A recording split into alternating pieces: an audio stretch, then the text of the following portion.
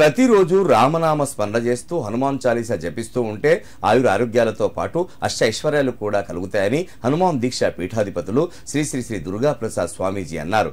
హనుమాన్ స్వాములు కేవలం దీక్షలో ఉన్న రోజుల్లోనే కాకుండా తమ జీవితంలో ఒక భాగంగా హనుమాన్ చాలీసా పఠించాలన్నారు. తామే కాకుండా తమతో పాటు యువతను హనుమాన్ మాల వేసే విధంగా ప్రోత్సహించాలని స్వాములకు సూచించారు.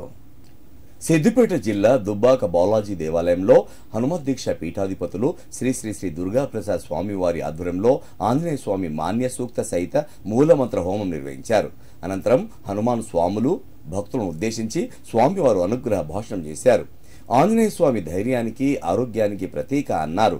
ఆంజనేయ స్వామి లేని దేవాలయం ఏదీ ఉండదని, ప్రతి దేవాలయానికి ద్వారపాలకుడి హనుమంతుడని అన్నారు. ప్రతి ఒక్కరూ గోపూజ చేయాలని, స్త్రీని గౌరవించాలని, సనాతన ధర్మాన్ని కాపాడాలని, దేశం పట్ల గౌరవంగా బాధ్యతగా వ్యవహరించాలని, నిత్యం దైవదర్శనం చేయాలని, ఇలా 5 సూత్రాలను విడవకుండా ప్రతి ఒక్కరూ ఆచరించాలన్నారు. దుబ్బాక బాలాజీ ఆలయం ప్రత్యక్షంగా చూస్తే ఎంతో బాగుందని స్వామీజీ ప్రశంసించారు.